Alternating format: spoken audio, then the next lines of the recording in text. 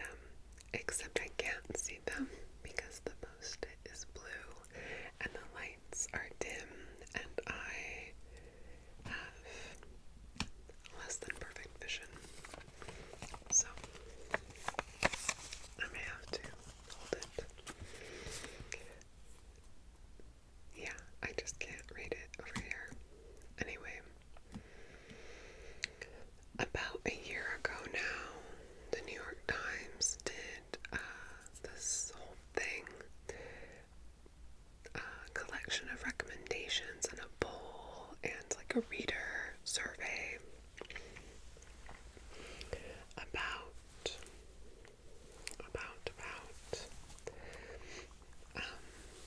the best movies from the first quarter of this century. So they did it last year. It's 2025. This is now. And so even though I'm a little late, that's what I'm drawing from. I'm going to share with you my top 10 movies. Top 10 movies from the last 25 years. So not included in this would be like The Princess Bride, my ultimate comfort movie. Not included in this would be the original Suspiria by Dario Argento, which I love. These are all from between 2000 and 2005. Yeah, so let's get into it. They're roughly in order. Number 1, Mulholland Drive. How to describe Mulholland Drive if you have not seen Mulholland Drive? I don't know. It's by David Lynch. It's very dreamlike. My sister only watched it recently because she didn't know it was one of my favorites, and I was like aghast that she had not seen it. And then she watched it, and then she didn't know what to make of it, which I think is right. It feels like a dream. It feels like a dream. It's about a woman who arrives on its face, right? It's about a woman who arrives to LA ready to be famous and to get into the acting business and all of that. And she's staying in an apartment owned by a family member, I want to say, like her aunt or something. And she crosses paths with this other woman around her age who has amnesia, and she lets her stay with her while they try to figure out where this woman is from and what happened to her. Meanwhile, she's going to auditions and things like that, but it's so mysterious and beautiful and dreamlike.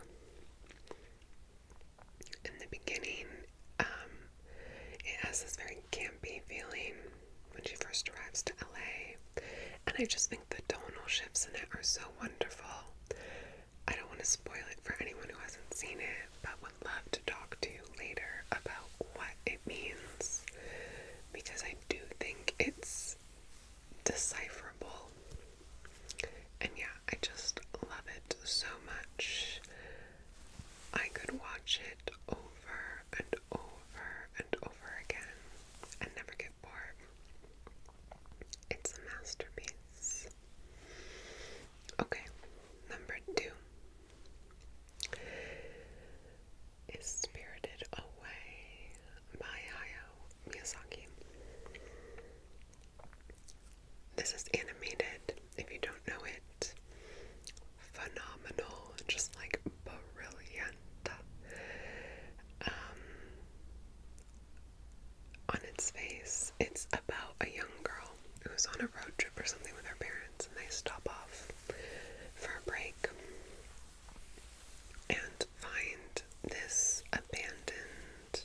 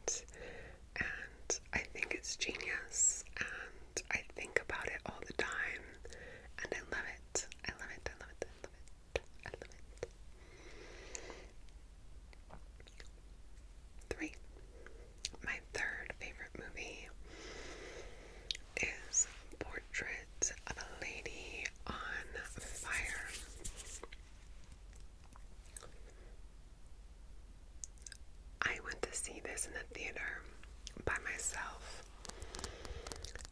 not really knowing much about it, just being vaguely hopeful that it might be good, just as something to do on a weekend night when I was free and bored. What a pleasant surprise. This movie is so moving and artistic and witchy. It's so romantic also. It's beautiful. So on its face, it's about a woman who is sent to this remote island to paint a portrait of this other woman, because they gotta send the portrait to the guy that she's supposed to get married to, but he wants to see what she looks like first. So she's sent to paint her on this remote island where basically there's not a man in sight. It's just women. Their servant is a woman. There are other women, older women on the island. As you see in this one scene that is very witchy and so moving in this sonic way. There's this kind of beautiful, eerie chant that they do around a fire one night, and it's just gorgeous. I think the world of the movie is very clever in the way that it plays with the absence of a male gaze. There's romance, there's ASMR, she's like mixing the paints and painting on the canvas. There's such attention to detail and to sensory detail. It's stunning, it's stunning.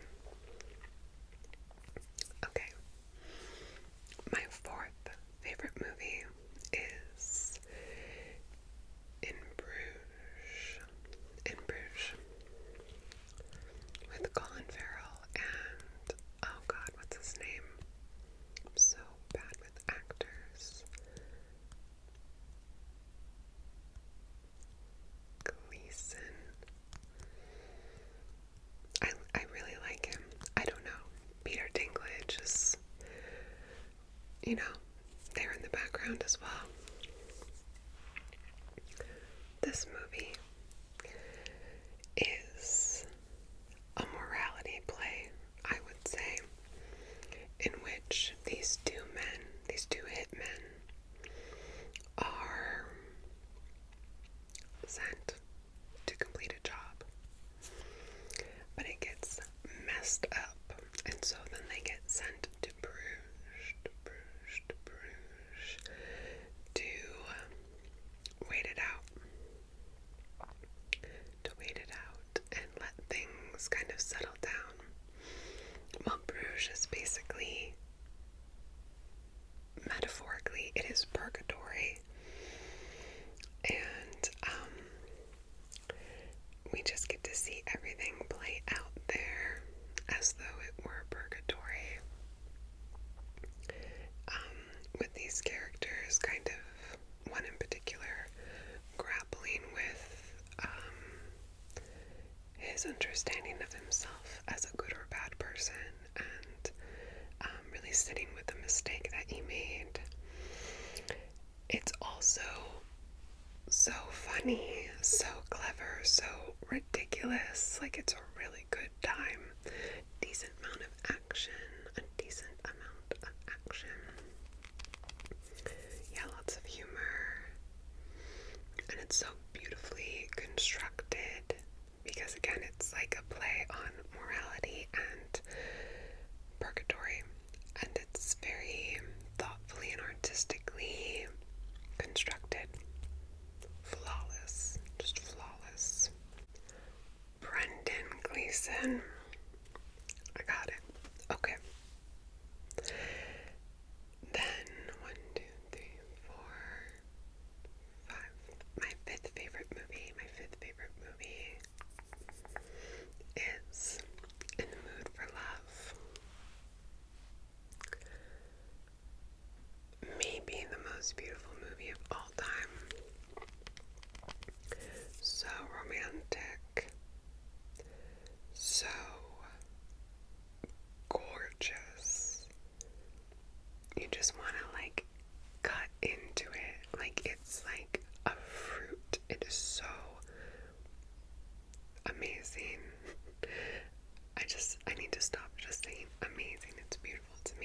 It's amazing though, okay? Not much of a plot. We are watching a man and a woman have an affair, not have an affair, pass each other in corridors, pass each other on the street, go to get food, and pass each other. And there's a phenomenal soundtrack that comes in when they do. I think rhythm is really expertly used in this movie, where there's this kind of like rhythm or bass combined with this really beautiful yearning type of music that just immerses you in the feeling of like, will they, won't they, will they, won't they, what's between them. You just get that feeling that there's something so pure and true love like between them. And it's just gorgeous. Again, it's not like there's a crazy active plot in it, but it's beautiful and so full of feeling, so full of feeling. Highly recommend. Okay, then, what are we on? 6, Crouching Tiger, Hidden Dragon. It's epic, epic, epic, epic. You have martial arts presented with such grace and a little bit of magic and like mysticism, like a little bit of irreality, unreality. And it's just this sweeping tale with all these different characters and good and bad forces fighting amongst themselves, long journeys through the countryside.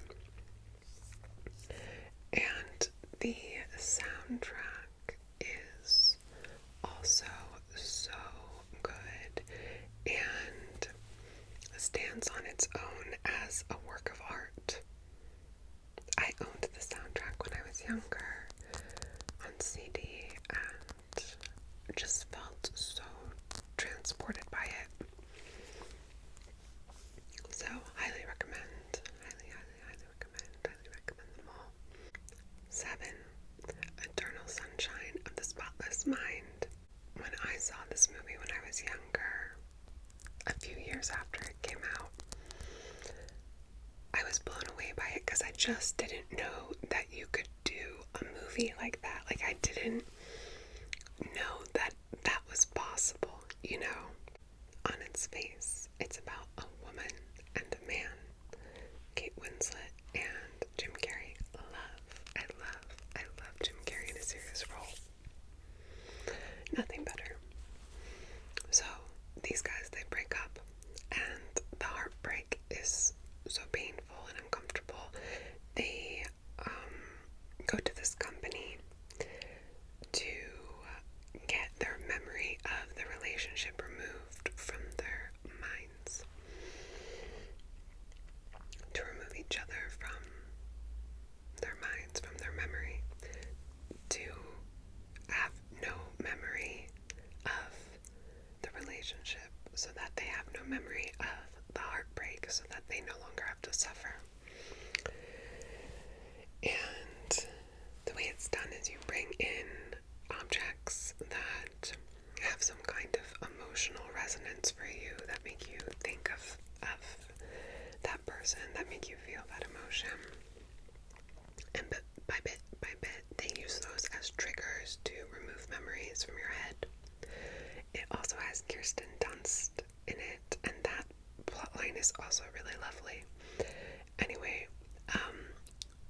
the way the movie treats these disintegrating flashbacks that the main characters are having, the way those are treated and represented visually, with people who have featureless faces and very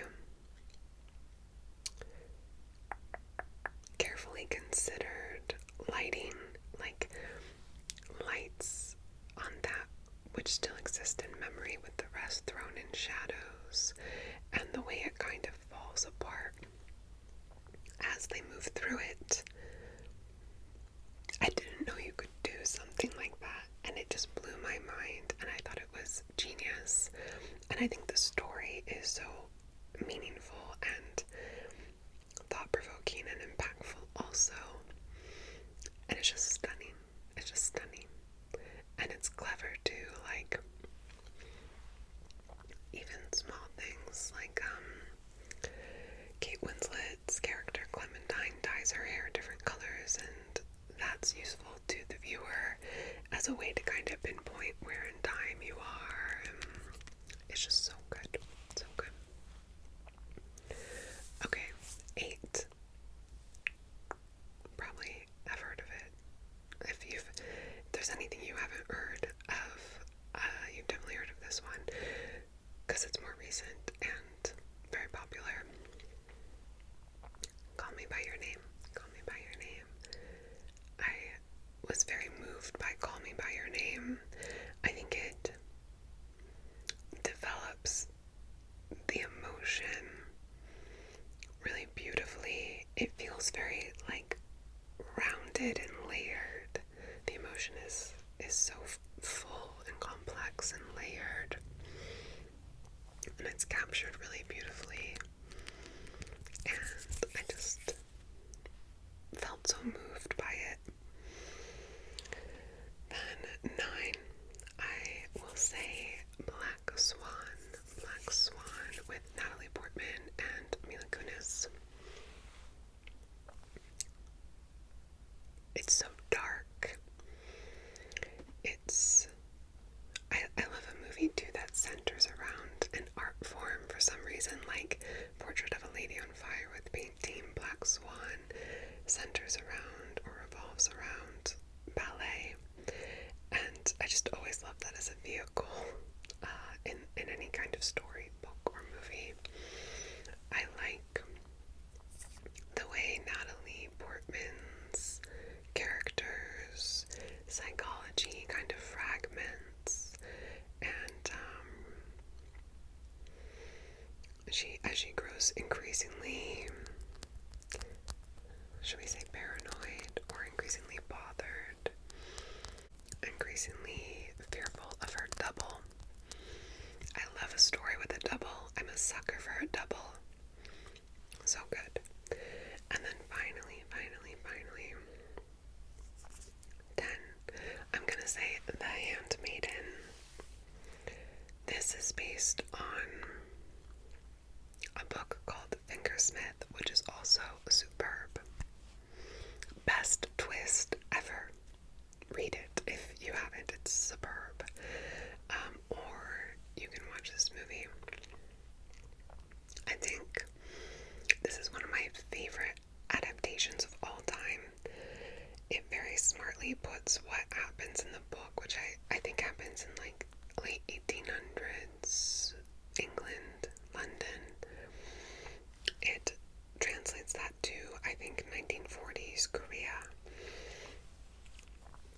which very different time and place, but there are certain societal limitations that enable the story to function just as well. It makes sense and it adds a different flavor, but it's so different to the original story, to the book, while still choosing a time and place that enables the story to really sing and to really function well as a mechanism. You know, there's this big twist, and so certain gears have to kind of turn and click, and it's just managed so well. It's a little spooky. There's some strange details in the movie, like the black ink and the tongue. And I think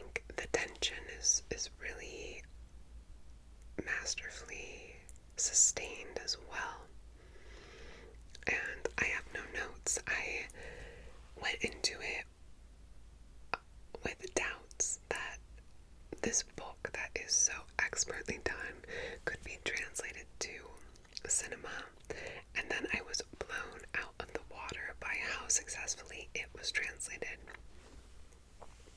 And yeah, just phenomenal. A lot of this video is just me saying it's phenomenal, it's amazing, it's beautiful, masterful, artistic, thoughtful, but they all are.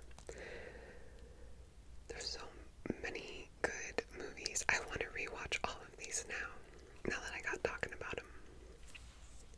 So, those are my top 10 movies of all time. They really are like right up there. Although, like I said, there might be a few I'd pull in if I wasn't limiting it to the first quarter of this century. But yeah, so like, is it of all time? I'm still just saying it's of all time because everything I just mentioned is a killer classic and deserves no less. Let me know what you think of my little list. If you have seen any of them, or if you're now inspired to watch them for the first time.